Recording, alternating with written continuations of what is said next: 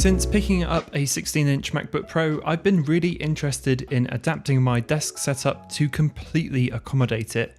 I've been a desktop PC user for years, but the allure of having everything in a do-it-all device that runs through a single USB-C cable has been really compelling, so I've decided to go for it. This setup has been designed to be as plug and play as much as possible. Everything is either running wirelessly or through that single USB-C cable, so I can grab the MacBook and go with as little resistance as possible. Of course, I'll link everything I can in the description below, and if you like desk setups and want to see more of this style of video, then be sure to subscribe. Let's start with the desk. This is one that I made from parts at IKEA, and I really haven't looked back since I built it a few years ago. The desktop is a 186cm Carlby kitchen countertop, which has a solid wood top, and that's held up by an Alex drawer set on the left and a trestle on the right. The trestle is actually 1cm taller than the drawers, but that doesn't seem to affect the desk at all. And it's not being held together by anything either, it's just the weight of the desk holding everything in place. I love this desk, it's super solid, and I've experienced no bowing in the middle over the 3 years or so since I've had it. I actually shoot most of my B-roll on here in one form or another, and the massive size and sturdiness makes it perfect for that. It really does have a solid feeling to it, and it's earned my complete confidence over the years.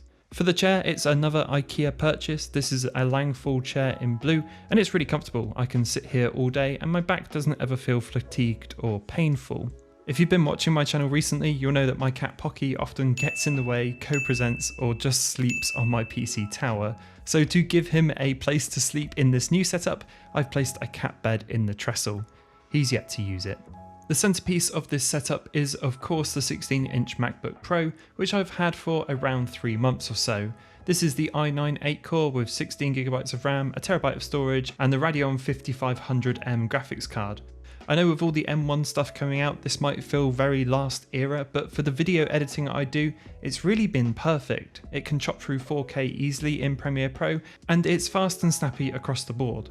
Compared to my PC, it's really holding up well and even outperforming it, especially in timeline performance.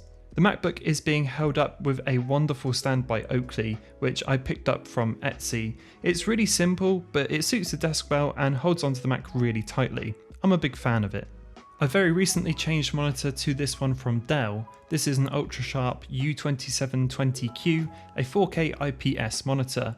I picked this up so I could match the colours from the MacBook Pro a little more closely than my previous monitor, and so far it's been great.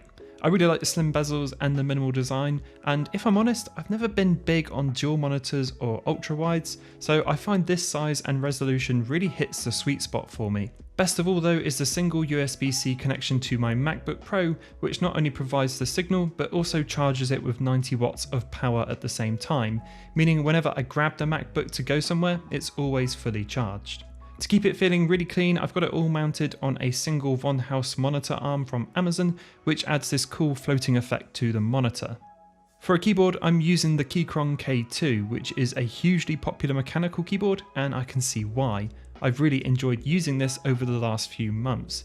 The version I have is a Bluetooth one with brown switches, and it's also RGB enabled, although I often leave it just on a clean white backlight. This keyboard has a Mac layout, however there's some switches on the left side that allow you to switch it to a Windows layout and to plug in a wire too. Typing on here is a dream, and for me the brown switches are the right balance of clack and quietness. The grey colourway is also perfect for matching it to the monitor and the MacBook, and I also love the orange accented escape key too. At some point in the future, I'd love to have a go at building my own, however this is going to be my keyboard of choice for the foreseeable future. Mouse-wise, I'm trying something a little different this time round. This is the Microsoft Surface Mobile Mouse in Ice Blue, and I usually use an MX Master from Logitech, but the idea with this setup was to keep everything as mobile as possible, and this little thing weighs nothing and it slips into a bag no problem. Moving over to the right hand side of the desk, I've been using the HomePod Mini for sound, and I really love the design of this. It's such a good looking little speaker, and for the size it really does sound good. However, it really is far from perfect.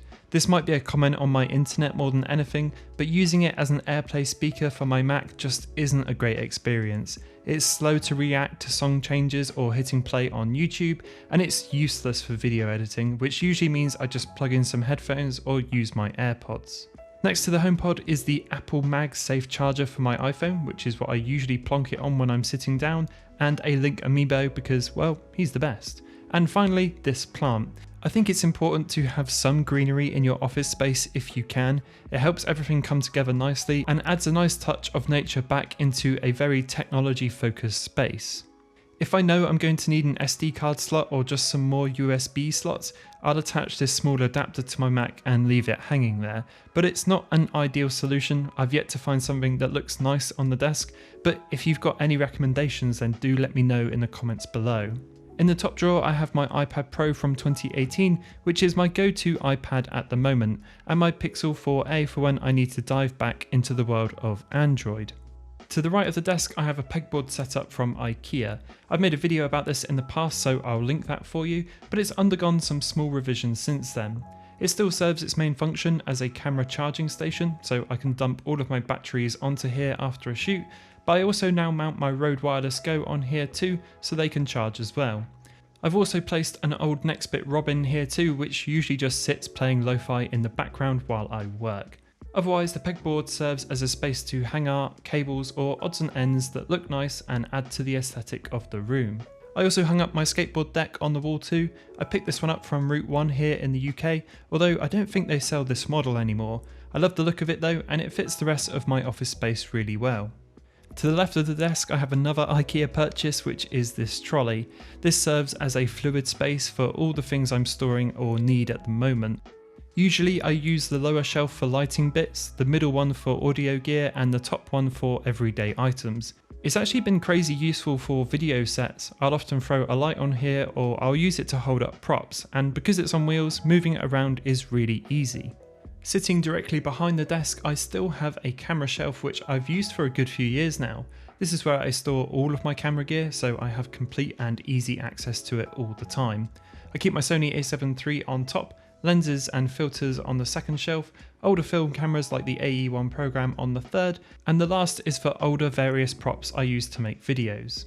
For the rest of the office space I have a small sofa in the corner which I was hoping to turn into a filming set, but after trying it again and again I just found it an awkward place to present, so now I just use it to sit and write scripts or just to chill out on.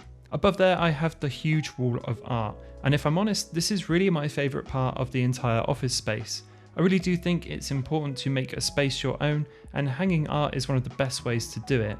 Don't get me wrong, I enjoy a tidy space as much as the next person, but there's a lot of ultra clean, almost clinical setups out there that just feel cold, and I really don't like that feeling. I always try my best to support independent artists that I find on Instagram and buy their art when I can. Pretty much all these prints are from different artists, and I always love putting something new up here. Since last time I put the shelf up to help break things up and to hold some other little bits, but my plan in the end is to really cover the entire wall, as long as it still looks good. Finally, my built-in cupboard stores all manner of light stands, tripods, product boxes, clothes, guitars and other bits, but honestly, it's still a state, so I'll be keeping those doors shut until I figure out a nicer way to show it all off. I've said this once before, but I'd like to echo it again. I think it's really important to enjoy the place you work. Not only does it positively affect your mood, but it also affects your output. Whenever I come into this office space, I feel excited to work on projects, and that's a really good feeling to have.